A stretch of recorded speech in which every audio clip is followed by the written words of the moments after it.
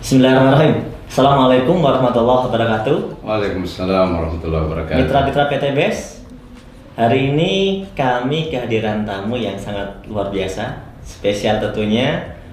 Di depan saya ada salah satu dari tim konsultan Eco Farming. Beliau adalah Bapak Jamaluddin Al-Afghani.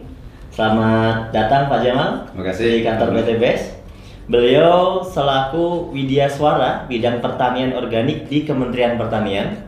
Kemudian beliau juga asesor pertanian organik Lembaga Sertifikasi Profesi Pertanian Kementerian Pertanian. Ya. Hari ini kami mau bincang-bincang nih dengan Pak Jamal ya, tentunya terkait dengan produk yang dipasarkan oleh PTBS, yaitu adalah produk Eco Farming. Nah, produk Eco Farming ini sangat luar biasa penjualannya, sangat ramai sekali, sangat laku sekali. Namun tentunya banyak sekali mitra-mitra atau mungkin masyarakat yang sebenarnya belum paham betul seperti apa sih sebenarnya kinerja Eco Farming ini. Nah, yang pertama saya mau tanya, seperti apa sih Pak pupuk Eco Farming ini sebenarnya secara garis besar ya? Ya, baik Pak Nur, terima kasih. Jadi para sahabat sekalian, Eco Farming ini kebetulan kami sudah melakukan beberapa kali uji laboratorium terkait dengan kandungan-kandungannya. Jadi yang pertama tentu kalau yang sudah ada di kemasan yang sudah sering kita lihat adalah ada kandungan seorganiknya. Nah, seorganik ini adalah merupakan salah satu bahan yang sangat vital dalam memperbaiki kualitas tanah ya. Jadi tanah yang baik itu diindikasikan dengan seorganik yang semakin tinggi. Nah, saat ini kondisi tanah kita kenapa masuk dalam kategori kurus? Karena seorganiknya rata-rata kurang dari 2%, bahkan saat ini menuju ke 1%. Nah, jadi ini adalah satu hal yang menggembirakan bagi kita bahwa ada satu produk kecil tetapi kadar seorganiknya sangat luar biasa. Kemudian yang kedua ada kandungan N-nya, P-nya, K-nya, ya sekalipun dalam jumlah yang kecil, tapi ingat bahwa memang untuk bahan organik tidak ada NPK yang di atas 5 ya. Jadi kalau Mas Nur, kalau misalnya ada pupuk organik yang N-nya di atas 5, itu malah dipertanyakan, jangan-jangan pakai urea. Jadi secara peraturan memang nggak boleh. Nggak boleh. Meskipun di Kementerian Pertanian kita membolehkan N itu sampai di angka 6, tetapi kalau bicara di sertifikasi, rata-rata lembaga sertifikasi organik akan mencari ada apa sebenarnya kenapa sampai di atas 5, dan pada akhirnya rata-rata mereka tidak merekomendasikan bahwa itu produk organik. Jadi kalau organik murni jarang sekali kita dapatkan di atas 5. Nah, kemudian yang kedua, Pak Nur, ini yang luar biasa dari hasil uji kami bahwa di dalam pupuk ini ternyata mengandung mikroba yang luar biasa besar.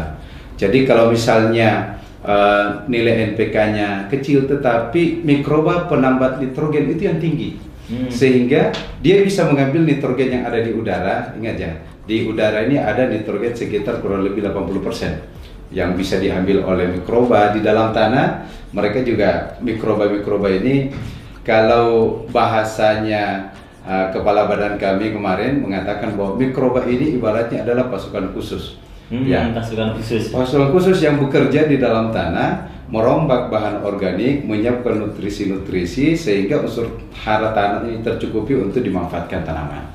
Iya, karena banyak sekali pertanyaan kan, kenapa Eco Farming ini bisa bikin pertaniannya subur sedangkan kan kandungannya kecil gitu kan? Nah, termasuk juga mungkin gini Mas Nur, bahwa masa sih benda sekecil ini bisa digunakan untuk 1 hektar gitu ya. Nah, saya ingin jelaskan para sahabat mitra PTBS dimanapun berada, di dalam satu tub Eco Farming ini hasil uji lab kami yang baru keluar kurang lebih 2 minggu yang lalu ya, kurang lebih 2-3 minggu yang lalu, itu mengindikasikan bahwa jumlah mikroba positif yang ada dalam 30 gram itu 150 miliar. Nah, padahal dalam kondisi belum diapa-apain ya? Belum diapa-apain. Nah, ada 150 miliar. 50 miliar. Itu minimal dari 5 kali ulangan, 5 kali ulangan di dalam pengujian di laboratorium, itu nilai terkecil adalah 150 miliar. Nilai tertinggi diperoleh 189 miliar. per 1 tub. Jadi kalau kita ambil tengahnya itu kurang lebih sebenarnya 170 miliar rata-rata gitu rata-ratanya ya. Tapi itu maknanya apa? Maknanya begini, dengan mikroba yang dalam jumlah yang besar itu ketika kita aplikasikan ke tanah sebenarnya tidak perlu langkah awal tidak perlu sebenarnya kita lakukan pengembangbiakan lagi, fermentasi gitu ya. Itu yang pertama. Yang kedua, ketika kita aplikasikan ke tanah di dalam satu kali aplikasi, misalnya kemarin saya membuat sebuah catatan kecil bagaimana kita breakdown di dalam dalam 1000 ml itu ada 150 miliar misalnya.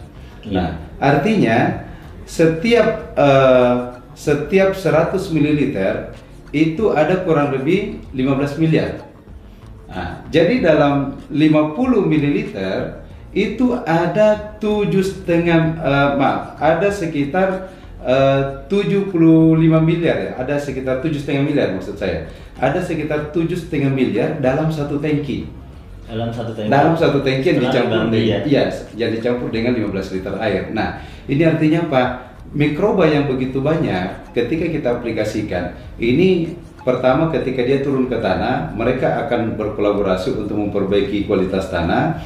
Dan mereka ini karena jenisnya banyak, penambah nitrogen, ada pembuka stomata. Nah ini yang unik lagi, pembuka stomata, Mas Nur. Apa fungsinya pembuka stomata?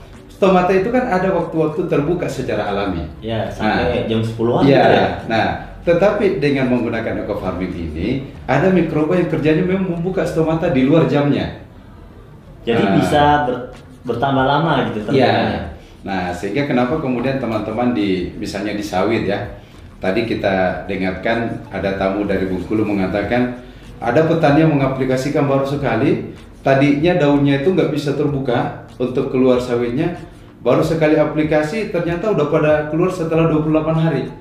Nah, akhirnya mereka mengatakan, wah ini baru kali ini saya pakai pupuk yang bisa membuka daun secepat itu. Nah, kenapa itu bisa terjadi? Karena kerja mikroba. Nah, sebenarnya di dalam eco farming ini ada mikroba apa aja Pak yang sudah diteliti? Kita kemarin itu baru kurang lebih sekitar 8.